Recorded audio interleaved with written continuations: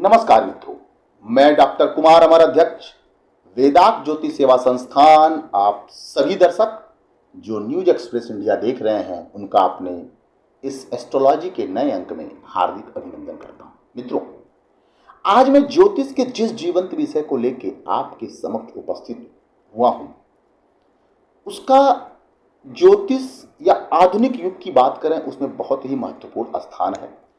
आजकल आधुनिक युग में लोगों के विदेश यात्रा का महत्व बढ़ गया है, क्योंकि ज़्यादातर लोग विदेश में जाकर अपने व्यवसाय को शुरू करना चाह रहे हैं, अपनी एजुकेशन या शिक्षा को प्राप्त करना चाह रहे हैं, विदेशों में नौकरी करना चाह रहे हैं।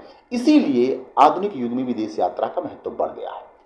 आज हम ज्योतिष के जिस विषय को लेकर आपके समक्ष उपस्थित हुए हैं वो विदेश यात्रा से ही संबंधित है कि कुंडली में ऐसे कौन से योग बनते हैं जिससे जातक विदेश यात्रा या विदेश में जाके सफल व्यवसाय कर सकता है, नौकरी कर सकता है या अपनी एजुकेशन को प्राप्त कर सकता है।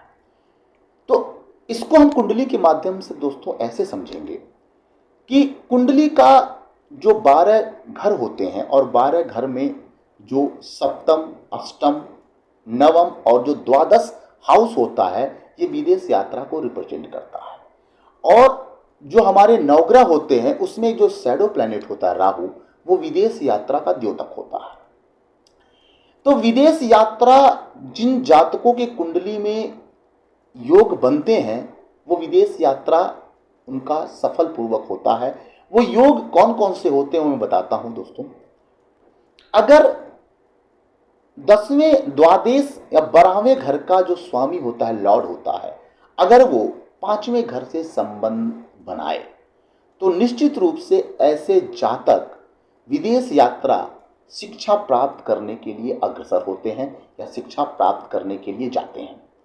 अगर द्वादशेश यानी 12वें हाउस का लॉर्ड अगर चौथे हाउस से संबंध बनाता है तो ऐसे जातक विदेश में रहने के लिए, विदेश में स्टेबिलिटी पाने के लिए, चाहे वो एजुकेशन हो चाहे वो व्यवसाय हो, निश्चित रूप से वो सफल होते हैं। अगर द्वादशेश जो 12th हाउस का लॉर्ड होता है अगर वो 10th हाउस से संबंध बनाता है तो ऐसे जातक व्यवसाय के लिए, विवाह के लिए निश्चित रूप से विदेश में जाते हैं और वहां पे सफल होते हैं। अगर 12वें हाउस यानी 12th हाउस का लॉर्ड अगर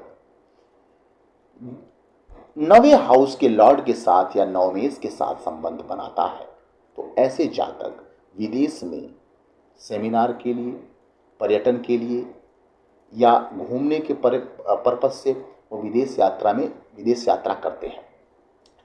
इन संबंधों के अलावा हम जो बहुत महत्वपूर्ण फैक्टर होता है, हम राहु को देखते हैं कि वो राहु जो है कहाँ पे उस कुंडली में विद्यमान है। तो दोस्तों अगर राहु 12वें हाउस में, 9th हाउस में, 7th हाउस में और 8th हाउस में विद्यमान होता है तो निश्चित रूप से ऐसा जातक राहु की महादशा, राहु की अंतर्दशा या राहु की प्रत्यंतर दशा में विदेश यात्रा करता है। चाहे वो विदेश यात्रा किसी भी क्षेत्र के लिए हो, व्यवसाय के लिए हो, नौकरी के लिए हो, एजुकेशन के लिए हो या सेमिनार या पर्यटन के पर्पज से हो। द्वादश जो लॉर्ड होता है अगर वो द्वादश यानी 12th हाउस का लॉर्ड अगर किसी मूवेबल राशि में या चर राशि में बैठा हो, जैसे 1, 4, 7 और 10 में, तो निश्चित रूप से ऐसा जातक विदेश यात्रा करता है। जिन जातकों की कुंडली में कोई योग नहीं बनता, जो हमने आपको ये योग बताए हैं, तो निश्चित रूप से ऐसा जातक विदेश में रहने के लिए, विदेश में स्टेबिलिटी के लिए निश्चित रूप से उसको परेशानियों का सामना करना पड़ता है।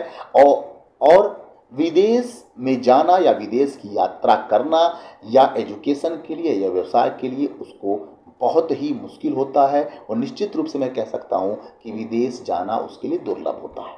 प्रिय मित्रों, अगर आप अपनी कुंडली का विश्लेषण कराना चाहते हैं तो आप हमारे संस्थान वेदांत ज्योतिष सेवा संस्थान में संपर्क कर सकते हैं। हमारे आपके द्वारा पूछे गए प्रश्नों को हमारे संस्थान के लोग आपके हर संभव उत्तर देने का प्रयास करेंगे।